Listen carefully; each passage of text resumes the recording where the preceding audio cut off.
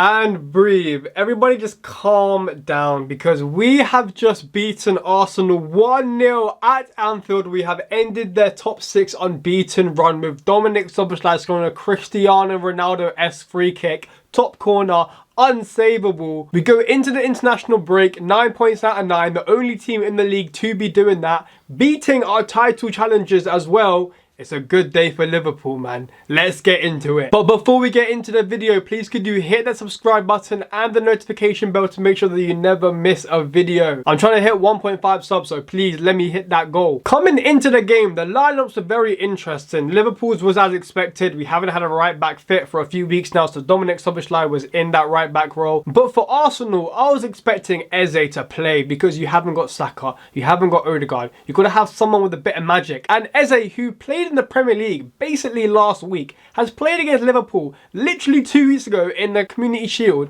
I thought it'd be perfect to come in and start because it's not like he has to get adapted to the league or anything. He's been here for about 5 years now. So that means you have Martinelli there, and then you had Mikel Merino in the free in midfield. You come to Anfield with 3 DMs. Mikel Arteta, you have to win these games if you want to win the league. You can't come to Anfield trying to get a point.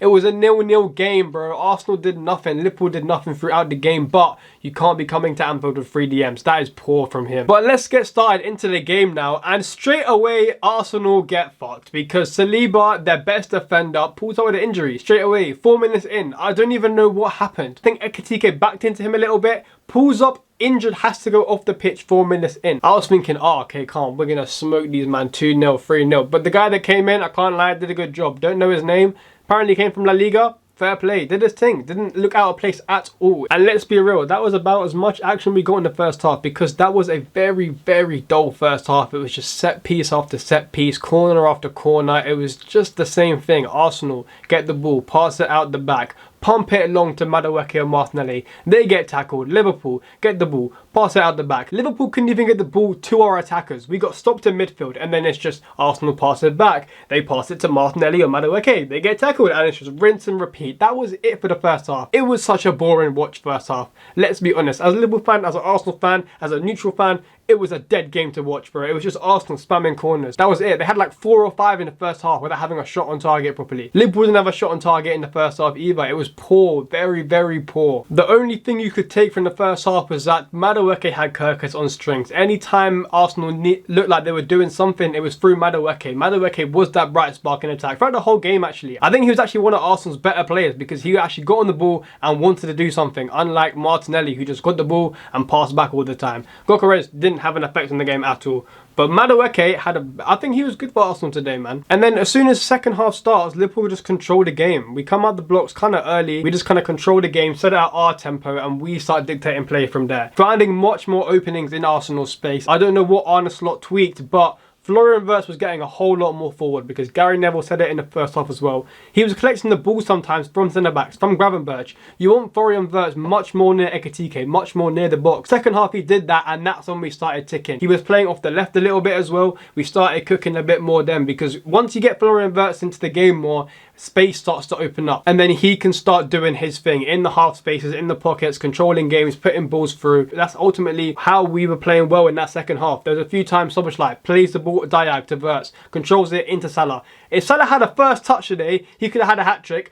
Wirtz could have had about 3 assists. Let's not say Wirtz had a bad game today. First half he was bad, understand it. Second half he came out and showed what he can do. If he plays like that game on game, the goals are going to come, the assists are going to come. He got much more forward in that second half, and that proved because he was one of our better players in that second half. And then ultimately, if you look at the goal as well, it's just a ball from Van Dijk straight into Jones. He turns to Mendy, fouls him, and we got a free kick from about 30 yards out. And when you look at Liverpool this year, we've lost Trent, we've lost our right back, cool, but that also means we've lost our set piece taker. We've had him as our set piece taker since about 2018. We haven't even had to worry about anyone else taking set pieces because it's been him all the time. Free kicks, corners, everything. He's now gone. We tried Wirtz in the first few games, wasn't really coming off, but up stepped Dominik Szoboszlai. Everyone knows he's got a strike on him, but for Liverpool he doesn't really execute it that much. But today, bro, it was him and Salah. I was thinking, no way are you letting Salah try and shoot a ball from 30 yards. That is not happening. Give it to Szoboszlai because everyone knows he can brass a ball.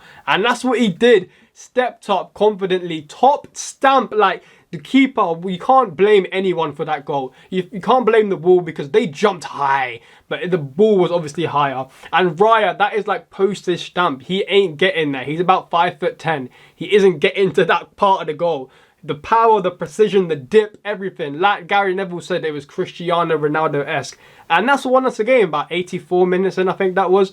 And from then, we just sat back, let Arsenal try and attack us, but ultimately they didn't create anything at all. Arsenal didn't create a clear-cut chance in the game at all. Liverpool were towards the end, we had a bit here and there, but Arsenal, man, nothing. And that was it. Game ends 1-0 to Liverpool, and we are top, 9 points out of 9, like I said earlier, and Arsenal lost at Anfield already. That is a big red flag for Arsenal this season. You want to win the league, you have to beat the league leaders at their home ground. It's been said numerous times. You have to beat Jose Mourinho at Stamford Bridge. You have to beat Alex Ferguson at Old Trafford. You have to beat Arne Slot at Anfield. And unfortunately, Arteta couldn't do that. They didn't create anything in this game. It was just hopeful balls into the box. Gyökeres didn't really do anything. Their better players were Rice. If your DM's the best player in the team, that's not going too well. I get it, they didn't have Saka, they didn't have Odegaard, but Odegaard came on, didn't really create anything. Eze, he only had about 10 or so minutes, couldn't really do anything in that time. And also the substitutions Arteta made were very late as well. Didn't give them time to come into the game and actually do anything. Liverpool just controlled the midfield, and that's what ultimately won us the game in the second half. Declan Rice was running here, there, everywhere. Like I said, he was the best player, but if your best player is a DM, when you want to be winning these games, that's not a good look. But the one Liverpool player I do want to talk about today is Konate, because the first 2 games people have seen, it's been very rough for him because all of our games are televised and they're all been big games so far. He's been bad, let's be honest, bro. He's been bad these last few games, but today dealt with that Gyökeres situation immaculately. He was leaning on Konate more than Van Dijk this game. Konate dealt with that physically, dealt with him aerially, dealt with him on the ground as well. Gyökeres had nothing this game. Konate was first to every ball, whether that's in the air or on the ground. When it came to that one-on-one shoulder barge, Gyökeres went flying. Konate held his own. He was blocking balls, he was getting in front of man. He had a very, very good performance today. And if he keeps doing that game on game, he's going to be fine for the league. We low-key do need Bargahi at the time of recording. He is captaining Crystal Palace and the window ends today, tomorrow, I don't know. But we kind of need him, low-key, because he's gone off injured. And Gomez was good when he came on, let's be real. Gomez was good when he came on. But that was all I got for today. It wasn't really much to talk about in this game. It was a proper Champions performance. We just kind of